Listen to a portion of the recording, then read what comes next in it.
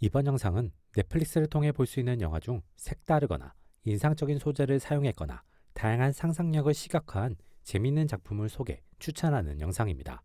재밌게 봐주시고 구독과 좋아요 부탁드립니다. 넷플릭스 영화 추천 첫 번째 작품은 찰리와 초콜릿 공장입니다. 동명의 동화를 원작으로 한 작품으로 빅피쉬, 유령 신부의 팀 버튼 감독의 작품입니다.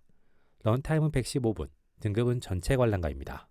윌리라는 신비한 인물의 신비한 초콜릿 공장을 배경으로 하는 작품으로 다채로운 상상력이 들어있는 영화입니다. 윌리는 오랜 연구 끝에 자신만의 독창적인 초콜릿을 만들고 인기를 누리게 됩니다. 하지만 자신의 레시피가 다른 곳에 유출되자 과감하게 공장을 닫았고 오랜 시간이 지난 후에 다시 공장을 열게 됩니다.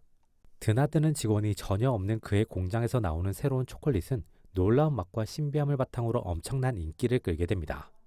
윌리는 자신의 공장에서 나오는 초콜릿에 5장의 황금 티켓을 넣고 그 티켓을 획득한 5명의 어린이에게 큰 선물을 주겠다고 선언합니다. 그로 인해 윌리의 초콜릿은 더욱 인기를 끌게 됩니다. 평소 초콜릿을 좋아하지만 가난한 환경으로 인해 생일날에만 초콜릿을 먹을 수 있는 찰리 역시 이 황금 티켓을 가지고 싶지만 가난한 집의 상황을 너무나도 잘 알기 때문에 꾹 참고 있습니다. 가족들은 그런 찰리를 위해 다양한 시도를 하게 되고 찰리에게는 새로운 기회와 상황이 만들어지게 됩니다. 넷플릭스 영화 추천 두 번째 작품은 기상천외한 헨리 슈거 이야기입니다.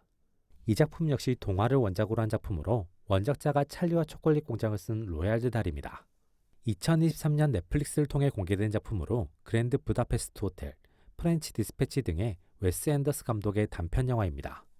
런타임은 37분, 등급은 12세 이상 관람가입니다.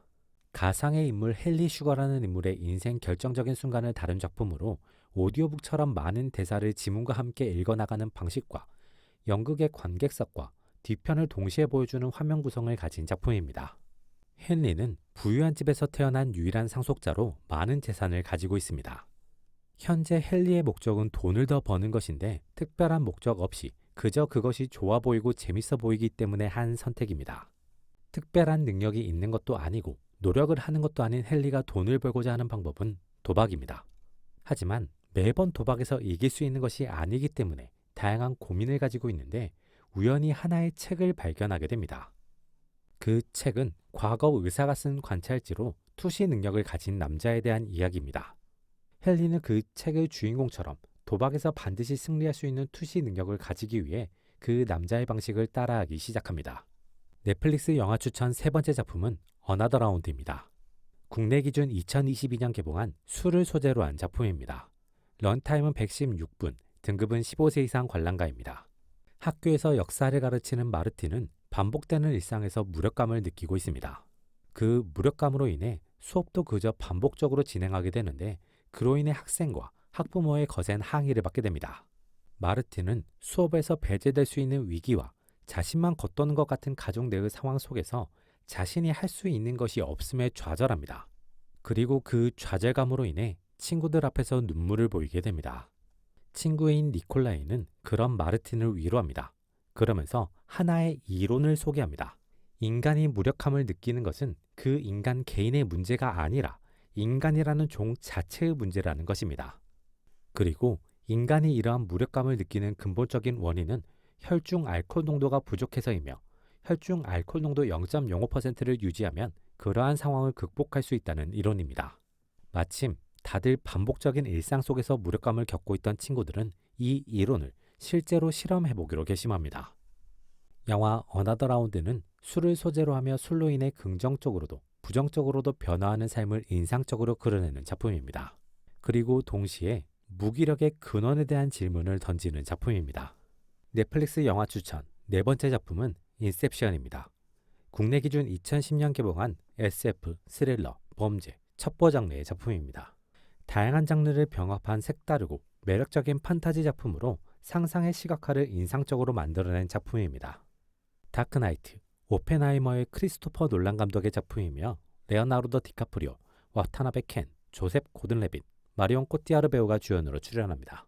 코브는 타인의 꿈으로 들어가서 생각, 기억, 정보를 빼내는 익스트랙션의 전문가입니다. 코브는 새로운 의뢰를 받고 자신의 팀원들과 함께 사이토를 대상으로 익스트랙션을 실행하지만 실패합니다. 코브와 팀원들은 도주하지만 사이토에게 발각됩니다. 사이토는 코브를 처벌하는 대신 새로운 의뢰를 맡기게 됩니다. 그 의뢰는 새로운 기억이나 생각을 상대에게 심고 그것을 진실로 진정한 자신의 의견으로 믿게 만드는 인셉션입니다. 코브는 인셉션이라는 작전의 높은 난이도로 인해 의뢰를 거절하려고 하지만 사이토는 코브가 거절할 수 없는 조건을 내걸고 코브는 결국 인셉션을 위한 새로운 팀을 구성하게 됩니다. 넷플릭스 영화 추천 5번째 작품은 인터스텔라입니다. 국내 기준 2014년 개봉한 SF, 드라마, 재난 장르의 작품입니다. 물리학을 기반으로 한 블랙홀과 재난을 인상적으로 다루는 작품입니다. 앞서 언급한 인셉션의 크리스토퍼 놀란 감독의 작품이며 매튜 맥커너이, 앤 해서웨이 배우가 주연으로 출연합니다. 2026년의 지구는 악화된 기상 환경과 병충해로 인해 심각한 식량난을 겪고 있습니다. 대형 황사가 빈번하게 발생하면서 옥수수와 몇 가지 작물을 제외하고는 거의 멸종된 상태로 식량난을 극복하기 위해 인구 대부분은 농업에 종사하고 있습니다. 현재 상황을 유지라도 하기 위해서 국가에서는 과학 기술에 대한 것을 제대로 교육하지 않고 기본적인 지식만을 전달하며 대부분의 학생을 농업인으로 만들기 위해 노력합니다. 파일럿 출신인 조셉은 이런 상황에 반발하지만 상황은 바뀌지 않습니다. 그러던 중 조셉은 일정한 패턴을 보여주는 재난 상황 속에서 이것이 어떤 신호임을 느끼게 되고 그것을 따라가서 현재는 폐쇄된 것으로 알려진 나사의 본부를 발견하게 됩니다. 그리고 조셉은 나사에서의 비행사로의 복귀와 함께 자신들과 함께 웜홀을 조사해달라는 부탁을 받게 됩니다. 넷플릭스 영화 추천 6번째 작품은 조제의 호랑이 그리고 물고기들입니다. 국내 기준 2004년 개봉한 드라마 장르의 작품입니다. 장애를 가진 여성을 주인공으로 하는 작품입니다. 조제는 두 다리를 못 쓰는 장애를 가지고 있습니다. 유일한 가족인 할머니와 살고 있으며 할머니의 보호 아래 새벽과 늦은 저녁에만 유모차를 타고 동네를 산책합니다. 그 외의 시간에는 집에서 할머니가 구해준 책을 읽으며 지내는 것이 유일한 일상입니다. 그런 조제의 일상에 낯선 사람인 츠네오가 들어오게 됩니다. 츠네오는 대학생으로 야간 알바를 하고 퇴근하다가 우연히 조제가 탄 유모차를 구해주면서 인연을 맺게 됩니다. 츠네오는 조제에게 더 많은 세상을 경험시켜주고 싶다는 생각을 하게 되고 할머니가 조제를 과보호하고 있다고 생각하게 됩니다. 그래서 츠네오는 주변을 통해서 조제가 받을 수 있는 지원을 알아보게 되고 그러한 과정을 통해 새로운 감정과 새로운 사건이 생기게 됩니다. 영화 조제, 호랑이 그리고 물고기들은 현실적인 상황, 결정을 잘 보여주면서 동시에 장애를 조금 더 직접적으로 현실적으로 느끼게 해주는 작품입니다. 넷플릭스 영화 추천 7번째 작품은 Don't Look Up입니다. 2021년 넷플릭스를 통해 공개된 SF, 블랙 코미디 장르의 작품입니다. 해성 충돌을 앞둔 지구를 소재로 하는 작품입니다. 빅쇼트의 애덤 맥케이 감독의 작품이며 레오나르도 디카프리오, 제니퍼 로렌스 배우가 주연으로 출연합니다. 대학원생인 케이트는 새로운 해성을 발견하게 됩니다. 지도 교수인 렌달은 케이트의 발견을 축하해주며 함께 해성에 대한 조사를 시작합니다. 그리고 그 해성이 지구와 충돌한다는 충격적인 결과를 확인하고 곧바로 나사에 보고하게 됩니다. 나사 역시 케이트와 렌달과 같은 결과를 얻고 곧장 백악관에 사실을 보고하게 됩니다.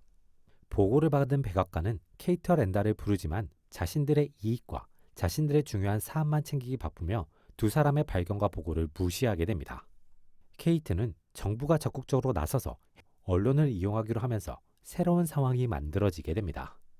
영화 돈룩업은 올바름은 무시하고 자신들의 이익에만 신경 쓰는 직업적인 정치인과 자신들이 보고 싶은 것만 보고 믿고 싶은 것만 믿는 일부 대중들을 인상적으로 꼬집는 작품입니다.